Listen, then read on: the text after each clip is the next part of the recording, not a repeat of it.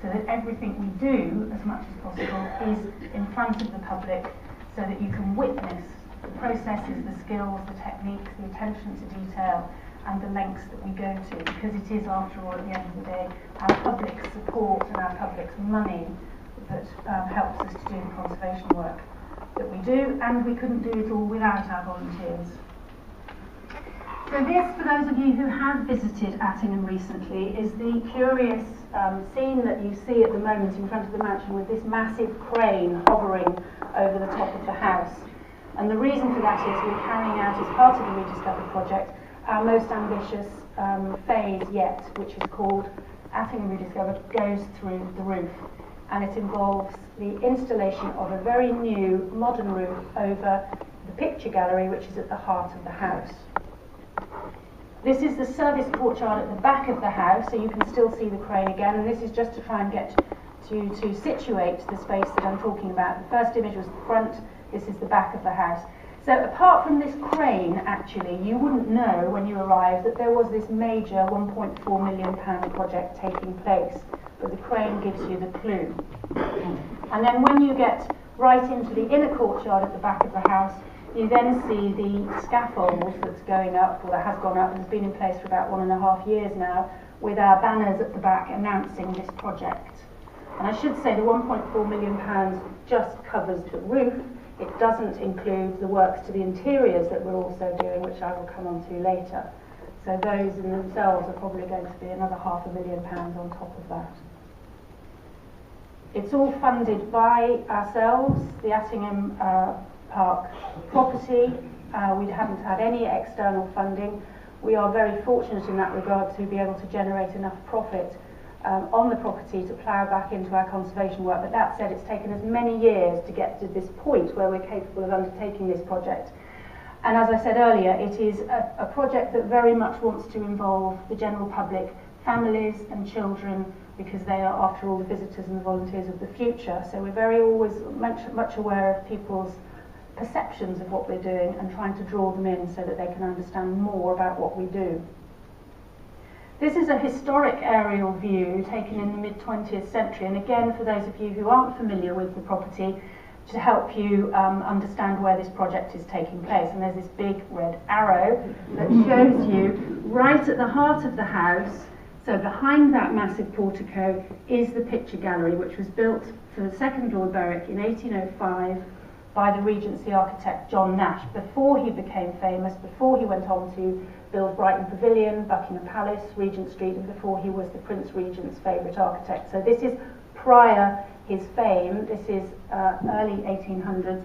So you can see it's a space that's landlocked, if you like, right at the heart of the house, hence the crane, because to get in the massive components for this roofing project, we can't go through the house to get at the space.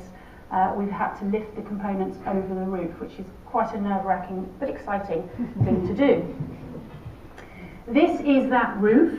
So here in the middle, you've got the south is on the right-hand side, the front of the mansion, and the north is to the left of this picture. And in the centre of this, you can see the lead roof, which is the original, built by Nash in 1805. And around that perimeter, you can see some glazing. That was installed by the National Trust in the 1970s because Nash's roof, from the moment it was built, leaked. He was a very flashy architect, very theatrical, wanted huge, exciting effects to his architecture, but he was also very experimental, both in terms of techniques and materials.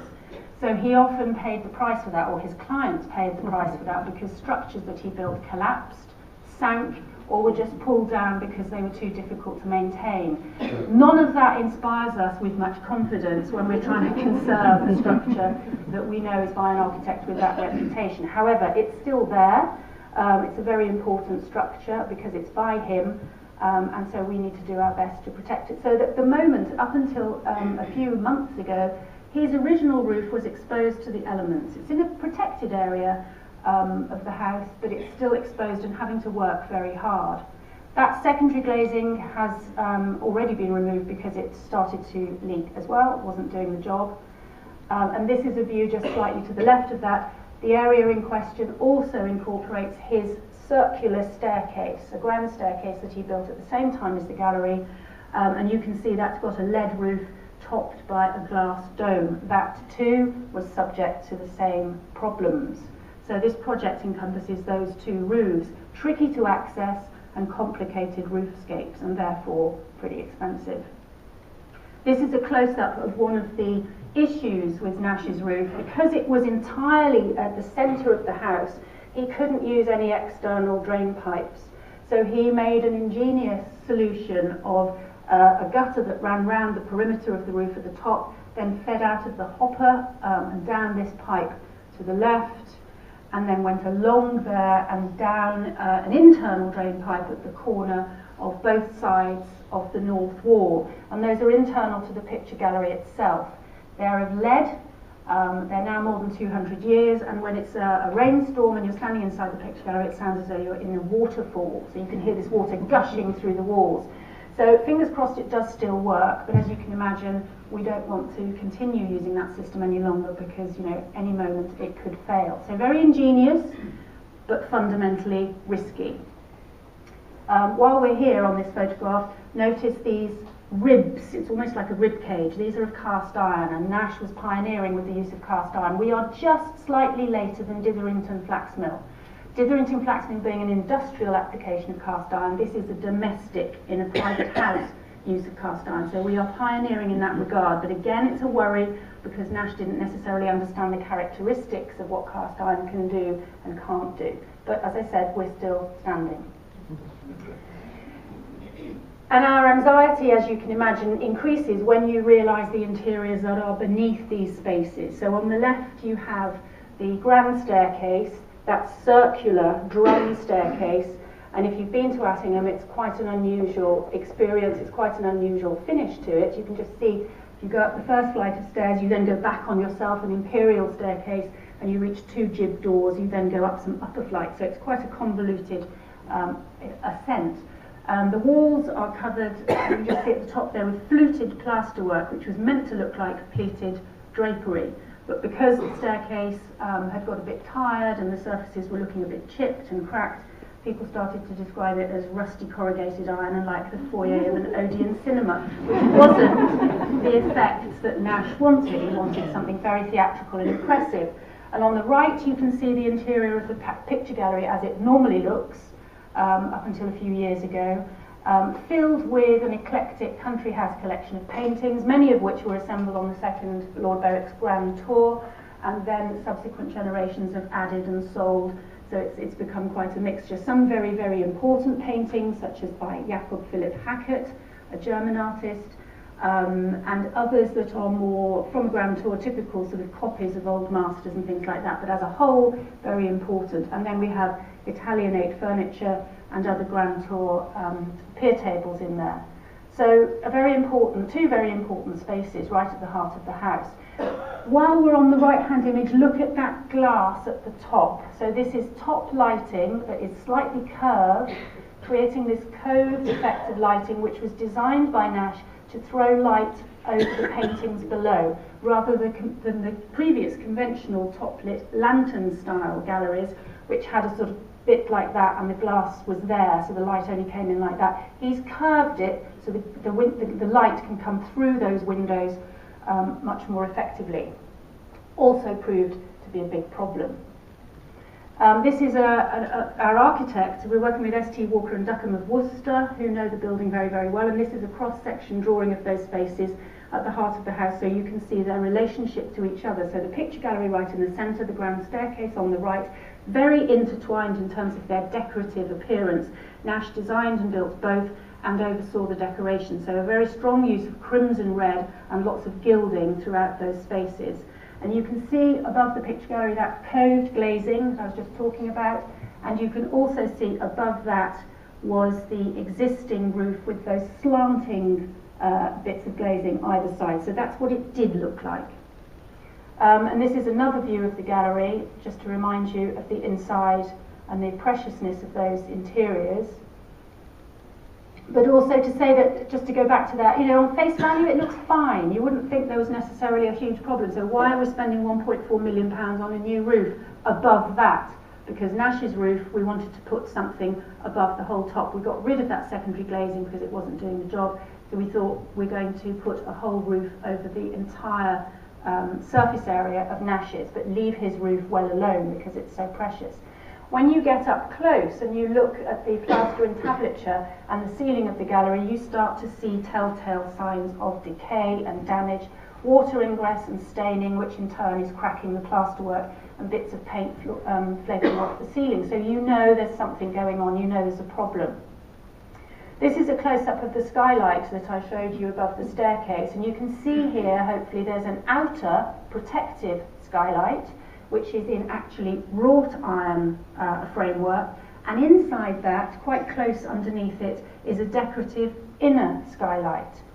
So this is not the original configuration of these spaces. Originally, that lower skylight was further down. There was a greater gap between the two. But the net result at the moment is that, or for a long time, certainly since the early to mid-20th century, there's no access between those two layers of glass.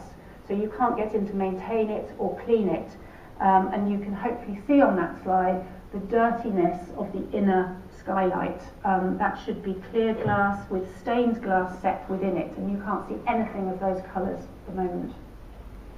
That's a close-up from inside, and again you can see the dust on the outside and the dirt that gathers. We frequently get through little gaps, you get dead leaves and sometimes dead birds and all that kind of stuff. So again, a worry and a concern that it doesn't look good, but there's probably worse stuff going on underneath. And indeed there is. So a close-up then of one of those wrought iron supports on the outer skylight. This is the rust that's developed, the corrosion, even though it's got layers and layers of paint on it. So all of this is beginning to become a huge worry. And the lead on top, very tired and starting to dip and sag, so you get water pooling on the top. This is the architect, in fact a student of our architect, who produced this model of the house. So at the centre there, just behind the circular staircase, can you see that sloping bit of the glazing that was in place to protect it around the edge?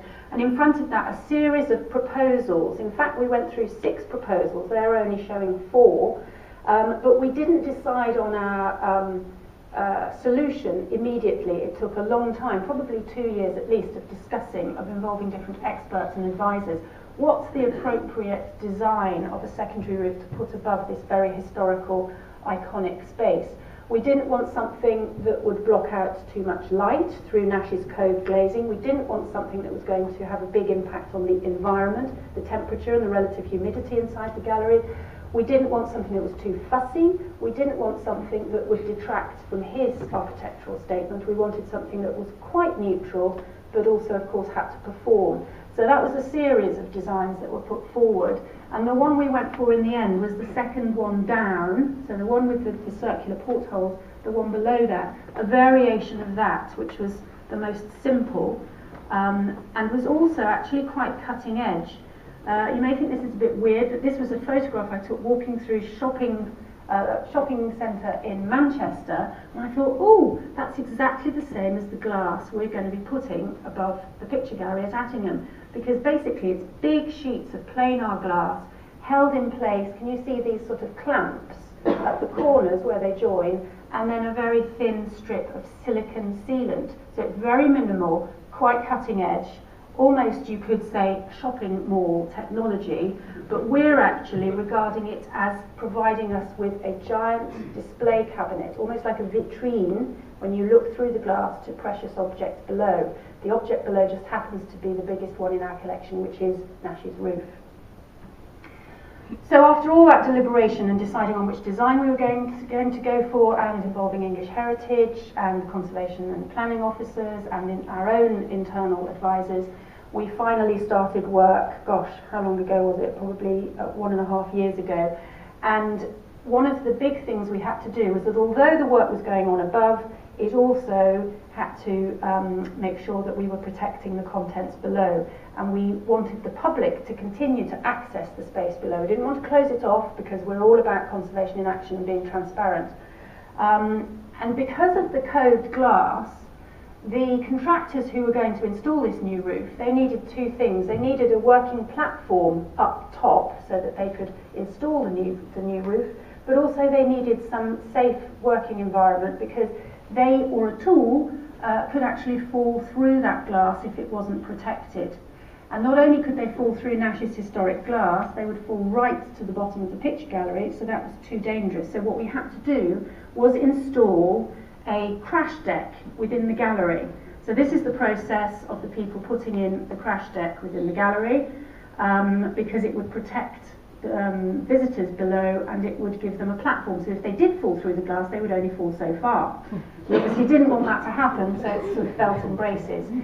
But of course, in order to install the scaffolding, we had to empty the picture gallery. And if you remember the pictures I showed you of it when it was full, that was a massive undertaking. All those paintings, we've got about 65 in there that had to be removed and put elsewhere in the house. Storage is at a premium, so we had to squeeze them into other places, remove everything that could be removed, and protect everything else in situ. So this is the process of that scaffolding going up. Extremely nerve-wracking in a Grade 1 listed property, Grade 1 listed interiors with decorative schemes and gilding, pier tables, chimney pieces in marble. So the people who are doing the scaffolding obviously have to be extremely, extremely careful. So gradually, as you can see, the scaffolding is built up.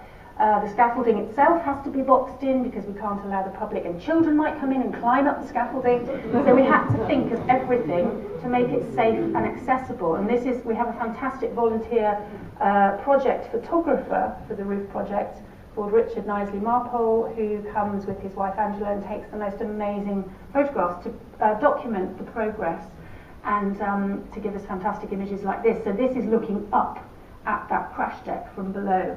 In the gallery. Equally, the staircase, we also, as I've said, wanted to tackle that. So this is a shot of it from below. So again, you can see the fluted plaster work. Then you have this incredible dome with plaster scales, almost like fish scales, leading up to that circular skylight, which you saw from the other side, which was all dirty. So how on earth do we do the similar process in this space? It's very, very tricky. The staircase is cantilevered, so you can't construct a scaffold off the staircase. It would exert too much pressure. So the scaffolders had to come up with an ingenious design which cantilevered itself off the floor and then spread out sideways with not only one deck but two decks, so that we had access to the interiors at different heights. And again, we wanted visitor access to be able to flow through the space as normal. So that had to be built into the design to make sure that it was safe. And that was the end result, looking down from the picture gallery as if you were going to go up the staircase. So still accessible, even though it looks like a building site, we were able to turn the potential perceived negative of that into a positive, so that people, instead of saying, oh, it's a pity because it's all covered in scaffold, we actually lit it and interpreted it in a really quite funky way, so that when people came, it was an exciting experience. This is the outer wrought iron skylight of the staircase. It had been removed to a conservation studio in Wolverhampton, Barr and Grosvenor, who specialise in metalwork, because it had to be refurbished, get rid of all that rust that was on it, and repaint it. And in the process of that, we discovered that it had a very interesting construction technique, very, very traditional and very simple, very much like woodwork techniques. So it had those sort of joints that woodwork has, not like metalwork at all, and also each strut was numbered for the slot around the circular rim at the top into which it sat. And we discovered that when the old paint and the rust was removed, that these were identified with Roman numerals. And for the craftsmen who might have been reassembling this when it was back up on the roof, because they wouldn't have been able to take it up in one piece, they'd have had to take it apart, take it up and reassemble it. Can you see the number of dots on one of those struts? So if the craftsman wasn't able to understand Roman numerals, he could count the number of dots. So things like this emerge when you're doing conservation work and you're uncovering things, taking things apart. Some really fascinating details emerge which help you better understand what you're dealing with. This is a close-up of the skylight looking from below to show you the construction of it and the stained glass.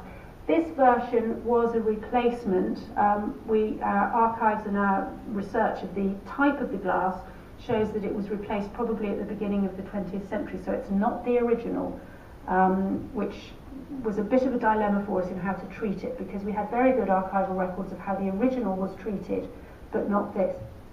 So on the left is a sketch diagram to show you the original structure, we have a bill from 1813 by Thomas Donaldson, a Shrewsbury craftsman, cabinet maker and gilder, carried out a huge quantity of gilding at Attingham for the second Lord Berwick, and he describes this as gilding these sash bars for the skylight and these inner and outer circular bars, and all of those bars were originally gilded.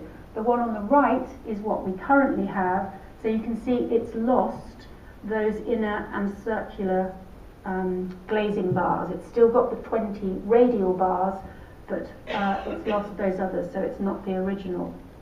And this is a cross section to show you what we worked out as to the original construction. So the bill in 1805, or the proposal, describes a circular staircase lighted by a domical skylight, and domical is the key word, because that red dotted line at the bottom was the original line that it took, and the dotted line, the red dotted line above it, is the much sharper, pointed version that we've now got, and the two black lines above it are the outer skylight. So again, we can see what changes happened to the actual structure, and when you marry the archival with the physical evidence, you start to build up a really good picture, hopefully. So on the crash deck in the staircase, we were able for the first time to get up to this height and to get up to the dome, which was covered with these amazing plaster scales. Now there are over 11,550 of these scales, each of which were applied individually, and top right you can see one of them that we took off that was loose so that we could work out how they worked. They're like little mushrooms actually, with a little foot with a dab of plaster on that foot, and then they're applied to the skylight of the dome of the ceiling. But they are a phenomenon because they are perfectly positioned. A line, if you follow any line around them, it's absolutely perfect, and they follow. You see there's a close-up. It starts to feel like an optical illusion and you got quite dizzy. But each one of them overlaps the one below, and they vary in size very, very gradually. This was a diagram that one of our conservators did. So they start off bigger at the bottom and they decrease by 1/8 of an inch gradually, gradually, gradually as they go up to the circle at the top. So an absolute phenomenon, and it was brilliant to be able to get up there at high level and look at them at close quarters. Also at close quarters, the rim, where the oculus around the hole of the opening of the skylight, we could then again start to see the amount of damage that had been caused over the years. These spaces are very high up, so they are subject to fluctuations of heat and relative humidity, which doesn't help. But also you can see this plaster moulding which has cracked. And one of the exciting things that we found, where it has cracked, can you just see that darker line above the crack? Darker yellow line, which is actually the original gilding from 1807. So Thomas Donaldson, the Shrewsbury craftsman, gilded this space in a really detailed way, and we've got that description from his bill as to how he did it. You can see other bits of gilding grinning through where the plaster work has blown away because of the rust on the nails that was holding that in place. Water has got in, caused them to rust, they expand, and the plaster blows off. So again, more damage there to deal with. And here is another close-up showing you the dirtiness of the glass. There are the structural bars holding that glass in place. Then the oculus around there, which was gilded, the wider oculus. This whole bit here was an addition. When that was raised, that was added. This is the original moulding. I think I've got another slide to show you the way the gilding was allocated. But you can see how dirty it is, how grubby it is. And originally it would have been conceived as something gilded and twinkling and sparkling with a chandelier lighting it from below. So there's the allocation of the gilding. So you have a section of gilding on timber, then paint on timber, and then gilding on plaster. So quite an intricate, but at the same time simple design. Our problem was that later paint had been painted over all of that, and we couldn't recover the original surfaces because in removing the paint we would have removed the gilding. So what we actually had to do was re-gild on top. Further down that ceiling at the bottom of the fish scales is this lovely twisted acanthus leaf moulding, which again Donaldson supplied and gilded.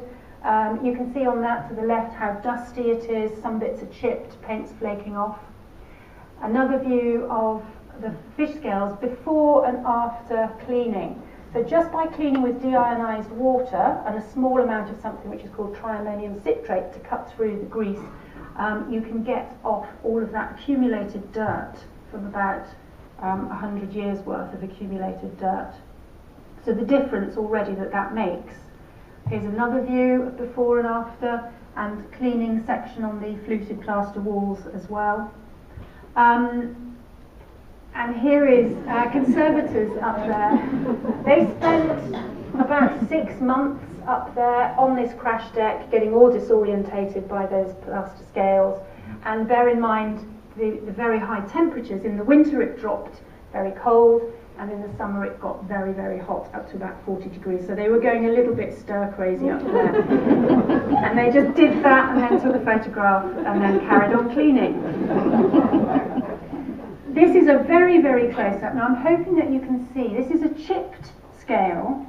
There was quite a bit of damage up there because they were very fragile. You only had to touch them and they would sort of go chink and a bit would drop off. But what that did reveal was the underneath of the underlying scale. And can you just see in the middle there, there's a hint of a pinkish, salmony pinkish paint. We did a lot of analysis on this. We always do paint analysis to try and understand what the layers are telling us. And you can see another area there that we found. And what had happened was that originally when the scales were painted, and we knew they'd been painted and also varnished with a glaze to give them a lustrous appearance, because this is from the 1805 proposal, this description.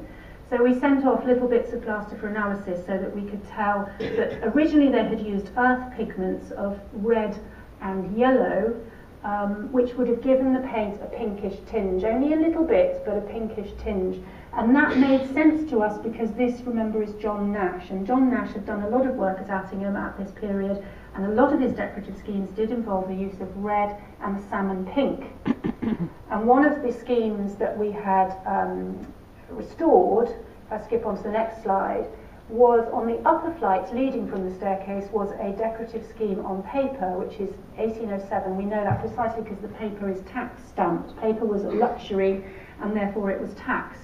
So we know the date precisely, and this is a salmony pink essentially. This is what we were restoring. So we took a piece of that salmony pink paper and used it as a guide for the pink scales, because remember these spaces are all very much en suite, so the colours very likely would have flown throughout. So we had to think about how were we going to get these scales to be the right colour. We couldn't remove all the paint. It would have been an absolute nightmare to try and remove the paint, and also it's an irreversible thing to do. We tend not to remove paint layers. If we paint, we add to the existing.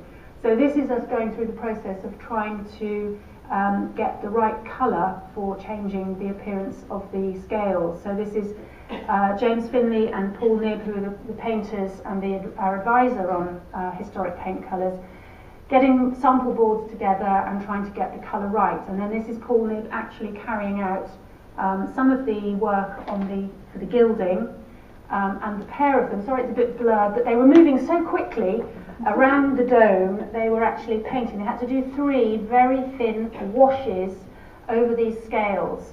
And they had to move very fast because the paint they were using was very thin and it had this slight glaze in it, so it could dry very quickly, which meant they had to work fast, otherwise you'd start to see tide marks.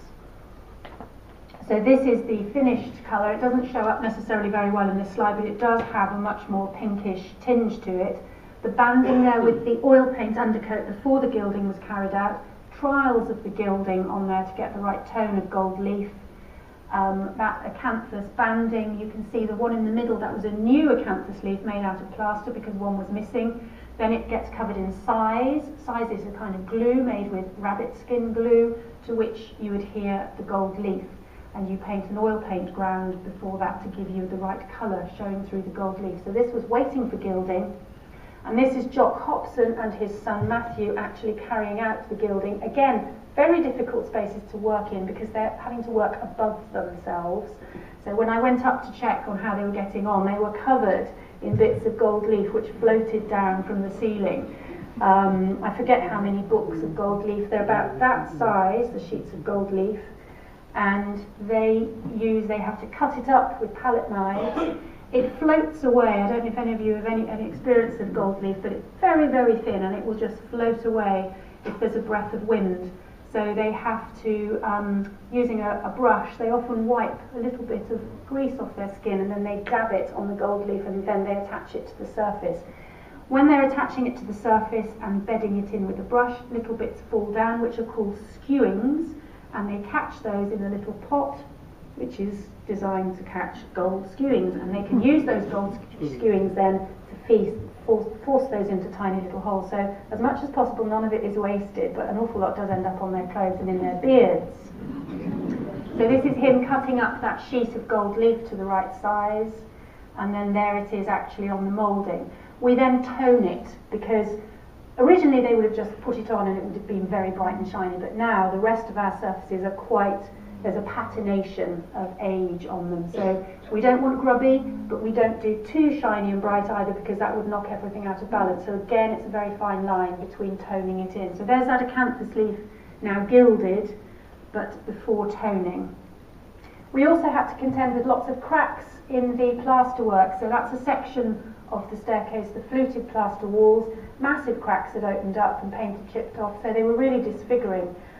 So what we did was have to fill those cracks with alabastine, and other areas like these gilded rosettes. That was at the bottom of a door, so you can imagine 200 years worth of people's feet kicking this door had caused quite a bit of damage. So repairs and preparation for regilding, and this is a paint box from Annabelle Monaghan, a painting conservator. She then actually touches in the cracks that have been filled with acrylic paint to get the colour absolutely right to match into the oil paint, so that you no longer have the disfiguring crack. So this was a picture of the skylight where we had redecorated. The glass had all been cleaned, both sides, it had been repaired, any broken bits had been renewed, the fish scales had been painted, and the gilding is just waiting to go on that band around the oculus there. So it's looking much more sparkly, much cleaner, much lighter, but we still haven't got daylight in because the protection is in place above while we finish the roofing project up top. There is it with the gold leaf in place on that band. And we will be hanging as a sort of final flourish, but this probably won't be happening until 2015, 2016, a Regency chandelier, which we went shopping in London to a chandelier shop, and we chose an antique chandelier from that period, 1815, which is an English cut glass dish.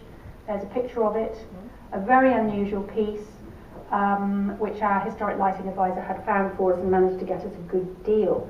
So that is on display, waiting to actually be suspended on a purpose-built winch, so that we can actually get it down and change the light bulbs, because of course, no, it isn't actually any longer oil. It would have been argand oil or colza oil that was used to burn in that central dish.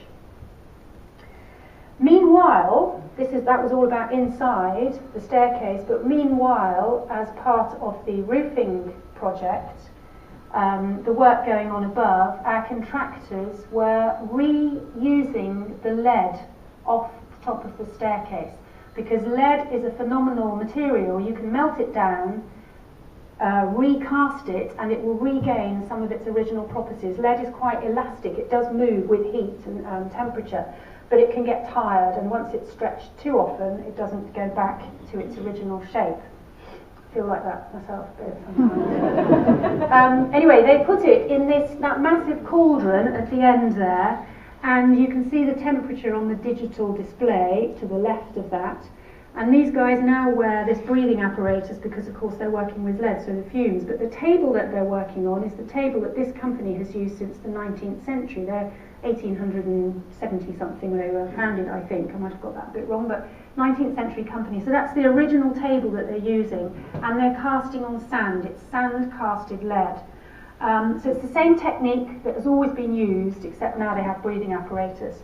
So our old lead, you can see a pile, top right, gets cut up and removed from the roof, put into that big cauldron at the end and heated to an incredibly high temperature. I'm sorry, I don't know exactly how hot it is, but it's really hot. Meanwhile, they are smoothing down the sand really, really perfectly and bedding it down. And then when the lead is hot enough, it's tipped out of that cauldron onto the bed of sand, and it looks like water. It's like a waterfall, so it's molten lead. And it gushes out onto that bed of sand, and they then smooth it down with that timber runner, and very, very quickly it solidifies to the point where they can actually walk on it. And then they cut it into sheets, roll it up, and there it is, ready to be returned to Attingham to go back on the roof. So it's an absolutely fantastic, it's almost like alchemy, a magical process, but it's also incredibly satisfying that we can reuse the original lead that was up there. So that was all happening in their factory off-site. And then back at base, this is now in the picture gallery high up on that crash deck. And again, as in the staircase, it was fantastic for us to be able to gain access at this height, because it's a double height space. It's not as tall as this, but it's very, very high, and our normal tower scaffold can't get us up high enough. So for the first time we've been able to be up at this level and walk around and get familiar with the space and how it works and how damaged it is, how dirty it is, and how fragile it is. So this is up there when we were doing surveys and investigations. So we've got to deal up there with all kinds of different elements. So this is a close-up of the plaster entablature with these lovely modillions and volutes and scrolls and rosettes and this egg and dart moulding at the bottom, and again a close-up of the coved glazing above. So we're looking at plaster work, we're looking at glass, we're looking at timber, and we're looking at some metal work. This is another view, close up and head on. Working from the top down, we've got these small panes of glass, about a foot square, that were provided by somebody called John Betton, who was another Shrewsbury craftsman, and we've got the bills for his work. They go on for pages and pages, these bills, because in this instance, can you see the dark, it's actually a dark red outline, it looks black here, but it's a dark red outline, and the glass is opaque. It's not clear, it's opaque, and it was designed to be opaque because if you think about it, this was an interior space to the house. If it had been clear, you would have been able to see all those walls that surrounded the picture gallery at high level, and they didn't want that to happen, so you deliberately couldn't see through the glass, but it had this finish to it, and this red outline. And John Betton's bill includes lots of lines where he's saying, glass put up for Lord Berwick's approval, glass taken down again, glass taken back to the studio, glass sent down to London for Lord Berwick's approval, glass sent back up again, glass with the red lines burnt and fired on, glass with the red lines just painted on. Lots of different changes of mind, and it's fantastic because you can almost imagine Lord Berwick coming along, no, don't like that, going to change again, try it again. So it's a really fascinating insight into the process that they went through, sort of trying to work out what the finished appearance might be. So we've got these panes of glass, which are, on this side they're dry installed, but there is putty on the outside. They are held in place by timber glazing bars, which are gilded. At the intersections of the glazing bars there are rosettes made out of plaster and gilded, and you can see there are whole rosettes, half rosettes, and in the corners quarter rosettes. Each of those are itemised in Thomas Donaldson's bill. He went to great lengths to make sure that he got paid for each of these little bits of rosettes. And those timber window frames are in turn held in place by those curved cast iron ribs that I showed you earlier on. So we've got all those materials already in that section of the structure. Then coming down from that, you've got the plaster framework beneath the windows, and then the plaster entablature. The entablature is everything from sort of about here to there. So you've got all that decorative moulding there, which is sort of overhanging. So again, you're hoping, gosh, I hope all that is hanging on securely, and I hope it's okay. And below that is that band of gilded cornice, which is actually looking like a textile fringe. I don't know if you can see that very well. I might move on to the next photograph. But on top of that gilded fringe is this, which is a picture rail with big hooks at intervals off which we hang our pictures on chain. And that's a bit of a pity because originally that picture rail wasn't there. It's actually gas pipe, which is very strong, ideal for the job, but what it does visually, certainly at close quarters, is it's in front of that beautiful decorative fringe. I'll come on to that in a moment. There are some close-ups of the glass. You can see some of them were broken. You can see at the right, the corner of the sash frames, water ingress over 200 years has caused rotting to the timber.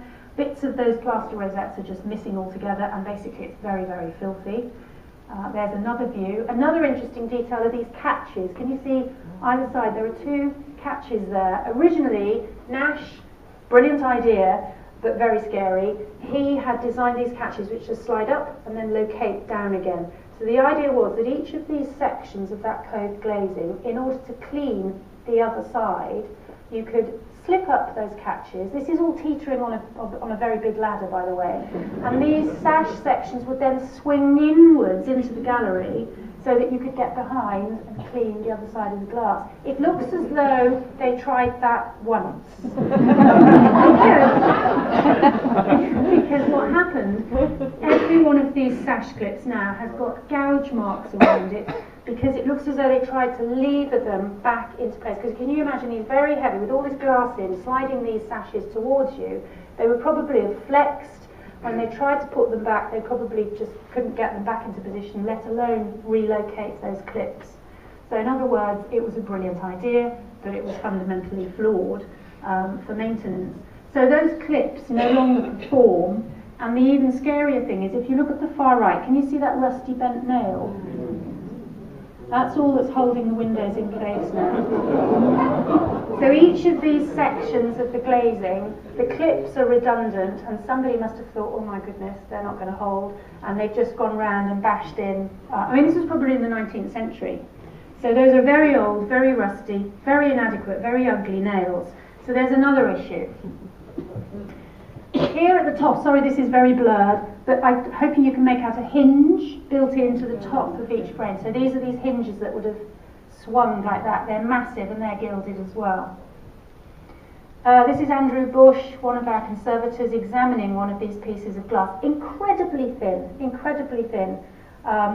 So again, very vulnerable, very fragile, and you can see it breaks very easily, and he's holding a piece between his fingers there. And we've sent the glass off for analysis, we sent the paint on the glass off for analysis, because each of these processes tells us a bit more about the materials that we're dealing with, and how we not only conserve them, but replace them when we need to. Another really interesting fact about this glass is that, do you remember I said it's coved? Well, actually it isn't, in a way. It's an optical illusion. The timber glazing bars that are holding, the glass of course is flat, and the timber glazing bars that are holding it in place are also flat. But there's an optical illusion that Nash built in, is that if you look at the bottom of the glazing bar here, it's fat. If you go to the centre it goes thinner, and you go to the top it goes fatter again. So he actually curved away the face of the glazing bar so that when you stand sideways on it looks as though it's doing that, but actually it's flat, it's flat, it's flat. So the whole thing looks like a perfect curve, but it isn't. So there are all these fascinating details that emerge. So we also have information, eyewitness accounts of people who came to see this fantastic picture gallery when it was first built, because it would have been an amazing space, an amazing structure. Cost a lot of money, £7,000. And as I said, we have Thomas Donaldson's bill of 1807 for all the gilding that he provided, a huge quantity, which actually corresponds to about a fifth of the total cost of the gallery itself. So again, another image there showing damage to the plasterwork, cracks through water ingress. Here's a close-up of that gilded fringe. So it's actually on strips of wood, which are about 4 feet long, nailed to the wall, and then Donaldson created this beautiful design which had the guilloche motif at the top, the lozenges, and then a fringe. Can you see that where it looks like a textile fringe hanging down from below? And from the ground, I mean, it's so detailed that you can't see all that from the ground, but it nevertheless is very convincing visually. But this is made of a material called compo, which is short for composition, which is a version of plaster, which is then stuck on, it's moulded and then stuck onto these boards. But over time, as you can imagine, and you can see there, the timber starts to warp, the compo is very brittle and it starts to crack. So what happens is that whole bits ping off. And it doesn't help when people in the past have bashed in huge picture nails just sort of right through the middle of it.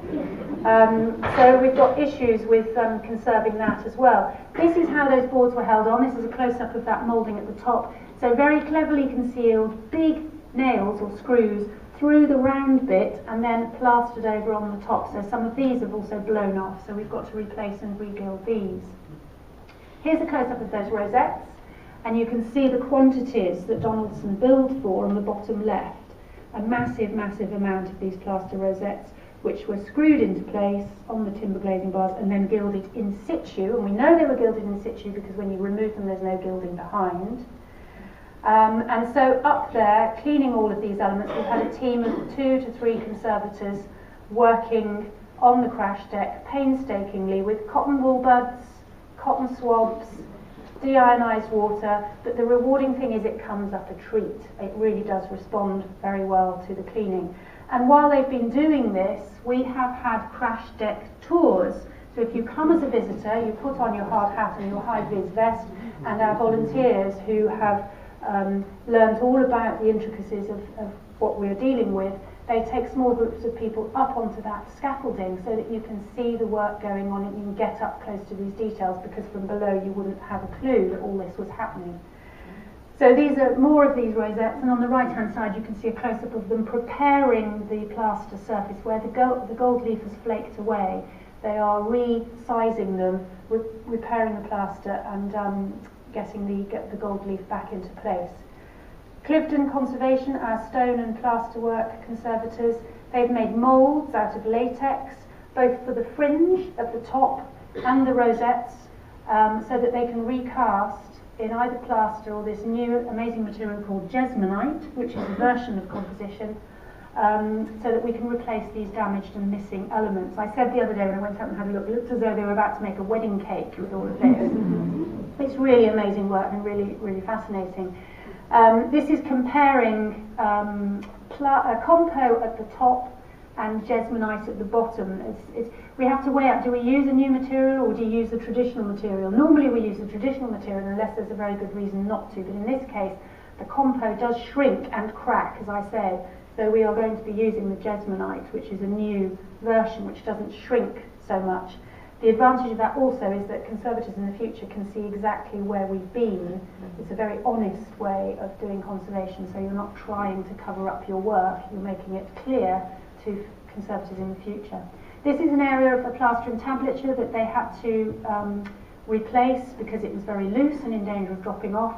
So you can see the structure of how it's built up at the back with laths, and they've had to screw these on to the timber structure at the back to make sure that it's stable. So quite a lot of work going on at high level. And coming back to the picture hooks and that picture rail that I talked about, Thomas Donaldson also provided very large picture hooks. This is from his bill, specifically for pictures to hang in the gallery. So here is one of his hooks. So you can see, it's not, they're not that beautiful things. They were originally gilded, we think, but you can see the circular collar at the back, which is this massive thing which is then going into the wall, a screw fixing into the wall, and his hook coming out there. But what then happened was that because the picture hang needed to increase so much in later years, rather than hanging directly off his hooks, they installed this gas pipe as a picture rail so they could hang off at more intervals. So that's what we're now faced with, the hooks and the picture rail. And having taken down the paintings in the gallery in order to empty it to install the scaffolding, we then thought this is an ideal opportunity to test those hooks. Are they up to the job? Because you know what it's like, you leave something alone for ages and it's fine, and then when you fiddle with it, you change the dynamic and it fails. So what we didn't want to happen was that we put all those paintings back and something horrendous happens, like something falls down. So we had Tim Martin, who's an engineer, works with metal a lot and has experience with picture hangs in historic houses, and he came and he did two things. He took some of those big hooks out, you can unscrew them, and he used a boroscope to put in through the void into the wall to see how far back these screws were going and into what they were fixed, because we had a horrible feeling that with Nash having constructed the picture gallery, maybe he hadn't paid quite enough attention to the structure of the walls behind him, given that he was changing the structure of the building. And the other thing he did was to load test each hook to test until deflection how heavy a weight they could carry. And we think we're okay on that score, but what was worrying was that when Tim unscrewed some of these hooks, can you see particularly the upper one, you can see there's an amount of rust on the left-hand side, and then it's shiny, and then it goes a bit rusty again. And on the bottom one, you can see in the middle it's shiny, and then there's rust. So what the shiny bit means is that that has not been exposed to air, because it hasn't been able to corrode. But the rusty bit means it has been exposed to air, therefore it has rusted. So what that showed us is that in some instances, hooks were going into the wall, and then they were going through into nothing, into a void. So that makes us again quite frightened, because there are these massive hooks sometimes hanging in mid-air at the back of the wall. Moving on to the plasterwork, some of the details of that entablature. I'm hoping you can see on this one that the clogged nature of the layers of paint on the mouldings. Can you see? You can see brushwork on there, and that egg and dark moulding at the bottom isn't quite as clear as it might be. So we actually thought, in this instance, we need to wash off the clogged layers of distemper. And I don't know if any of you in your houses, if you've ever tried to paint oil paint off distemper and it peels off, distemper will just wash off with water, and in order to get a firm base to your paintwork, you then need to repaint it afterwards. So we had to protect all the decorative layers in the walls underneath, and painstakingly, with warm water, it performs best rather than cold, toothbrushes and sponges wash off all that plasterwork around the gallery. And this is poor old Paul Nibb, who's our decorator that we use, and his company who are doing this. And they had to take up large quantities of warm water, so we had to provide them with a tea urn. We had to go and fill up these buckets from the tea urn, and then carry them all the way up the scaffolding, and then use these to wash off the distemper, and then carry the dirty water back down again and find a suitable drain to tip it all away. So a very labour-intensive process. So here is the clogged one again, and here is an unclogged one. So I'm hoping you can see the difference. You can just start to see the detail is a bit crisper on that one. Of course, we're then going to re-distemper it, because we can't leave it like that, but hopefully the plasterwork detail will be crisper as a result. Some intriguing little discoveries that have cropped up. This is on an early 20th century electrical capping and casing. You find people's signatures, you find telltale dates, you know, people who worked on a structure and have just left their mark. So this is somebody called Sidwell, who presumably was an electrical contractor. This was carved into the plaster of the entablature up on the top, so you couldn't see it, but it's only when you get up there to work that you can find it. That says AL, April 1921, so that's very useful. We know they were up there in 1921, in April. And the most exciting one that we found is this. That's on the top of one of the capitals to the columns in the picture gallery, and again, you'd never have found it until you'd gone up there. Roman numerals, Roman letters IN, and the date 1808. Now remember, the gallery was built in 1805 to 1807. By 1808 they were hanging pictures, and the name of the architect was John Nash. And in the Roman alphabet they often used 24 characters instead of 26, and they often interchanged an I and a J. So I'm thinking that could be John Nash, not necessarily him, but one of his craftsmen. John Nash was here, sort of thing. So that was very exciting, until one of my colleagues said, yeah, I bet on the top of the other capital it says out.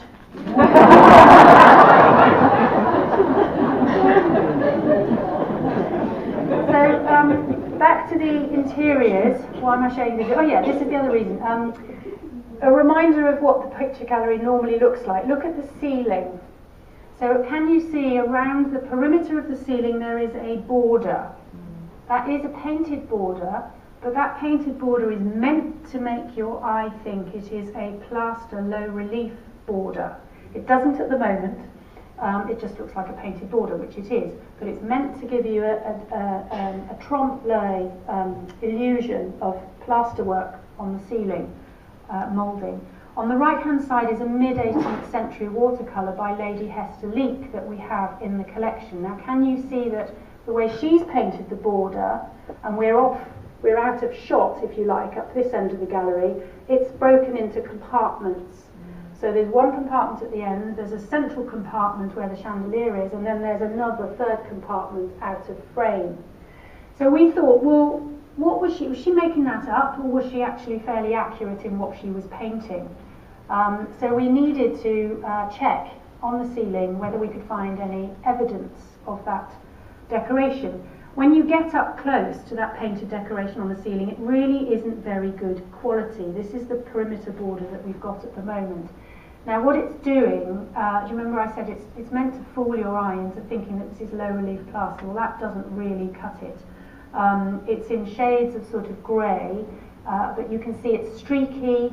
It's been painted at either side because there have been redecoration campaigns up there, and the quality of it isn't really very good. This is a much better example, and this is taken close up of one of the bays of the gallery at either end. So you've got the main gallery, and at either end you've got bays which have lower ceilings but the same painted border. And this is much more detailed. You can see there are more colours in this one. There are about 4 or 5 colours, whereas the previous one there were only about 3. So it's a bit more sophisticated. And we worked out that this is a survival of the original decorative scheme, whereas the other one is a later version, an inferior version. And also in store we had some fragments of the scheme on paper, because it transpires that with all the water ingress over 200 years, some of the plaster work up there had failed, possibly even dropped off, so they'd had to repair the ceiling, they'd had to renew the decorative border, and actually sometimes they literally papered over the cracks. So it was easier for them to paint the border on a piece of paper on the ground and then go up there and stick it on. But some of that has also fallen off, which is why we've got it in store. So gradually we worked out that this border that we're looking at is an inferior 20th century version of the original. So this is Annabelle, our paintings conservator, with some solvents, just doing little tests to see if she could find those compartments as shown on the Hesterique watercolour. And lo and behold, she did. So you can see the main border going around, and then these cross bands of the border just starting to appear there. So we knew that Hesterique had painted what was originally in place, because bits of it are still there. So our aim is therefore to recreate those 3 borders as originally. And this is an interesting photo from the 1970s, when there was a campaign of redecorating the plaster, the ceiling in the picture gallery, teetering, health and safety wouldn't like this today, teetering on those tower scaffolds. Can you see that plank that is running from one to the other? Well, we're not going to do it like that. We're going to do it off the crash deck that we have in place at the moment. So we know that there have been campaigns of decoration, so we're not going to be the first ones to be changing this decorative scheme. So again, we've had to have permissions for doing this, but the evidence is strong to say that we want to go back to that original scheme. I'm conscious of time, but please bear with me, so we'll rattle through. So that's what we're aiming for, and that should be happening over this winter. That's very exciting. And those are those 3 compartments that we've measured out and calculated how they all fit and how they all work. Here's a close-up of the crash deck that we're currently working on, and that you can come up on too if you come for a visit. Again, it's an amazing space to get up there. Subsequent years we will then be looking at other areas of gilding, such as the Corinthian capitals, so these columns, which you can see are very dusty. The original gilding survives, but it needs a very good clean. We are also going to be regilding the base of the columns. These were gilded, but they have completely worn away. So these are trials of gilding. Again, don't worry, it won't be quite that shiny. We will tone it down, but it will make such a difference to the appearance of the room. We also have Grand Tour furniture that was originally gilded. These were made by Thomas Donaldson of Shrewsbury. Again, he was a phenomenal craftsman. He had premises on Wild Hop. We found out a bit about him, and unfortunately he did go bankrupt, and he ended up in Her Majesty's prison for debtors. And we sometimes wonder whether that might have had something to do with the fact that the second Lord Berwick actually ran out of money in 1827 and didn't pay a lot of his suppliers. So you wonder whether poor old Thomas Donaldson fell foul of that. But these are fantastic winged mythical beasts, which again were gilded, would have been very bright and shiny and impressive, which are faded and dull. So we will be carrying out some work on those. Here's a close-up of them again, and some other gilded furniture in the room. So again, the whole space from top to bottom, from the roof outside, from the plaster and coverture and the glazing right the way down, will be given a lift, a facelift if you like. And we will also be gilding the wonderful balustrade in the staircase, which again, it's the original gilding, but very, very worn, so that will make a huge difference as well. Meanwhile, I'm getting near the end now here, so don't give up, but meanwhile, our architects working with our contractors, this is the steelwork that supports the new glass roof, which will go over that whole space of the picture gallery. And this was a trial assembly that they did in a car park in Leicester. Not that car park, it's a different one. But this was, you know, they're fitting it all together, and before they bring it on site, and before they need to lift it over the roof with the crane, it makes sense to put it all together just to make sure that it all works. So this is the steel work. The glass will then lie over the top of that, and it's on a slight slope away from the building, so the rain will drain off the roof. It won't use those internal gutters any longer, it will drain off the roof and down and away from the building. This is the skylight as it currently looks, waiting for the glass on the outer wrought iron section, and you can see we've raised it now slightly from that inner skylight with that stand around the bottom, which will have removable glass panels so that we can actually get in there, or somebody can actually get in there to clean between the two layers of glass, so that for maintenance will be a lot easier. And this is the structure as it looked a couple of weeks ago, all in place, waiting for the glass, waiting for the crane to lift the pieces of glass in. Now I'm crossing my fingers that this is going to work. This is a time-lapse video to show you the crane lifting the glass in.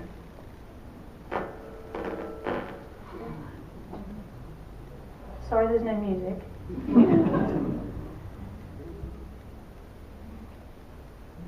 So the glass was actually, they're not all the same size or same shape, these pieces. It's been described, it was on Midlands today, I don't know if any of you saw it, but it's been described as a giant jigsaw because they're actually all sort of trapezoidal shapes. And as you will see, this time-lapse doesn't actually get to the end because we haven't quite finished it yet, because guess what? Some of the glass was measured, not by us, not by the architect, but by the glass manufacturer. Some of the glass was measured slightly incorrectly, so we're still waiting for 3 pieces of glass to go in. So the time lapse is up until where we've got to. So it isn't quite finished yet, but I'm sure in the next few days it will be.